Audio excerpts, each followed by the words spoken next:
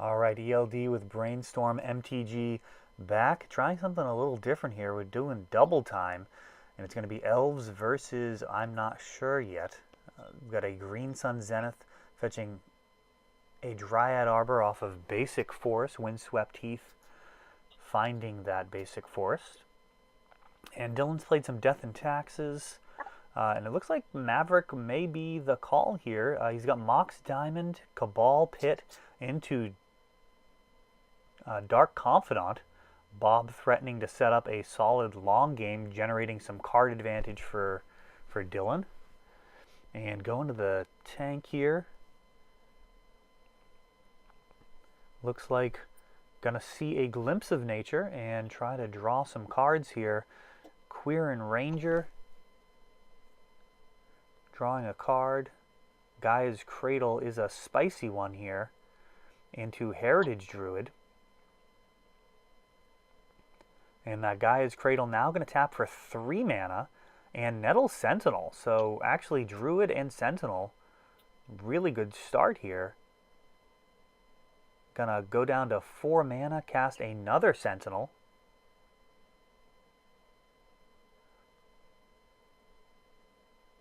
And really going to be able to do an explosive turn here if I can keep drawing Elves.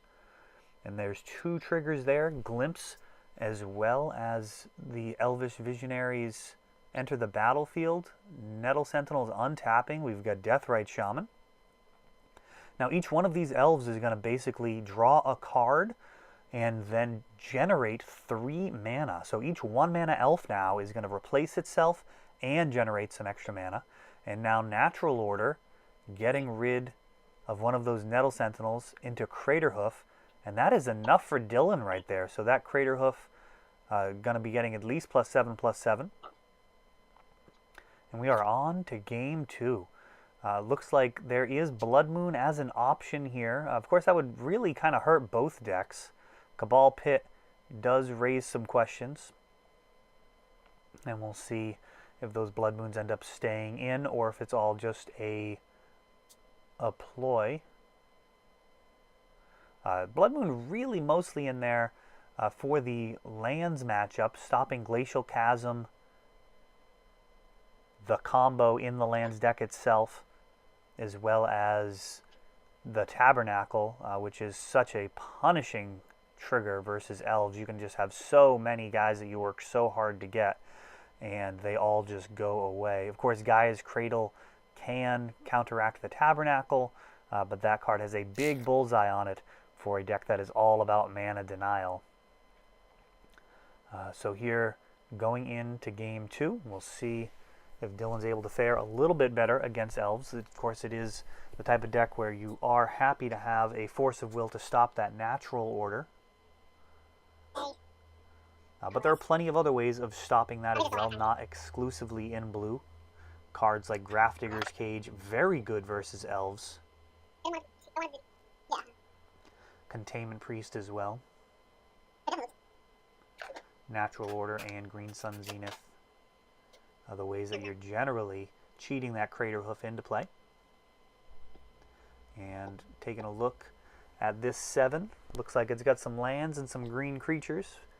Potentially good enough. And Dylan's saying no thank you.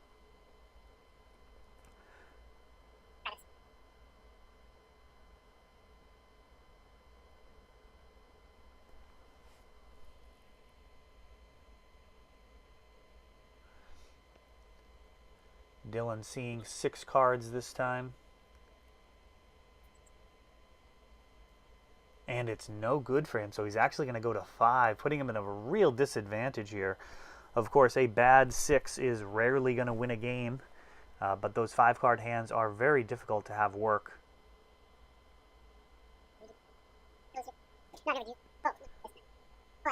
Really, at 5 cards, you're just hoping to have some mana, some things that you can actually play, and just hope the top of the deck treats you well.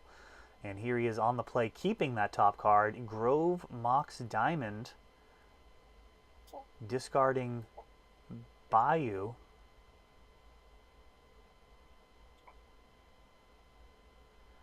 And Windswept Heath on the other side of the board.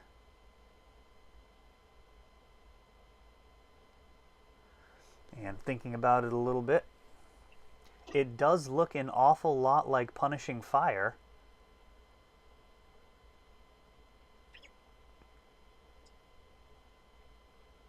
And throwing out Wirewood Symbiote.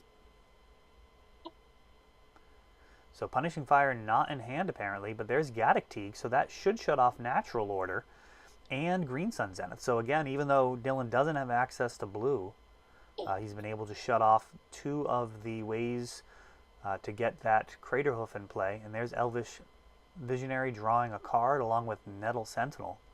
Nettle Sentinel can swing right into Gaddock Teeg fearlessly. You are fine trading your 2/2s. And 3-mana Knight of the Reliquary. So that is the 3/3. That is actually going to trump all of the creatures on my board.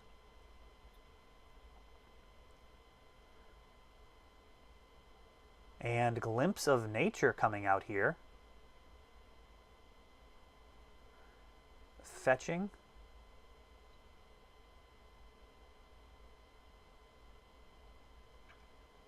And it's not going to be Dryad Arbor here. It's going to be tapped right away for Birchlore Rangers. So Birchlore plus Nettle Sentinel allows every elf to effectively replace itself both with card and mana. So each time that I'm casting a 1 casting cost elf, Nettle Sentinel will be untapping. Actually, any green creature, Nettle Sentinel will be untapping.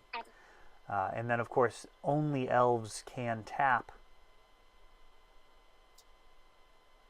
with Birchlore Ranger. And we'll see if this is the end of the line here. Likely not. 6 mana floating. So yeah, we've got plenty of fireworks left here. Those Wirewood Symbiotes are going to allow for that Elvish Visionary to come back into hand and get recast. And another Elvish Visionary.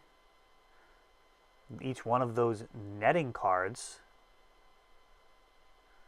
And then another Nettle Sentinel. So now Nettle Sentinels are going to be able to work together to get multiple untapped triggers. Heritage Druid now allowing Nettle Sentinels to tap for green. So each elf now will net a mana. Two mana. Each elf is going to net 2 mana and replace itself with a draw. Another Wirewood Symbiote. So we've got about 8 mana floating right now. And going to return to untap. 3 mana. Tapping going up to 9 total. So anytime Craterhoof is drawn here, you could actually be cast. There's that Blood Moon, which actually did get sideboarded in. Probably a mistake.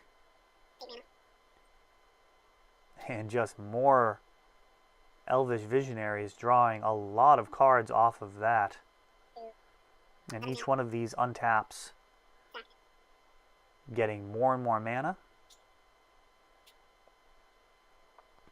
Looks like may have missed an untap step there. Or an untap trigger with those Nettle Sentinels.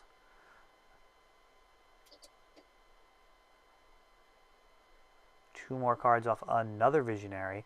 And this turn, wildly out of hand. Getting up to 12 mana. And there's a Craterhoof.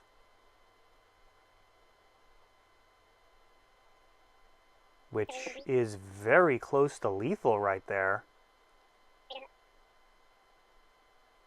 But still 4 mana floating.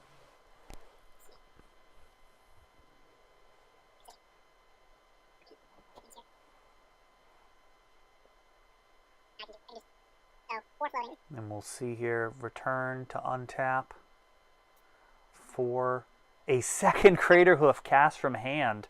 And that'll do it right there. So really showcasing the explosive power of Elves.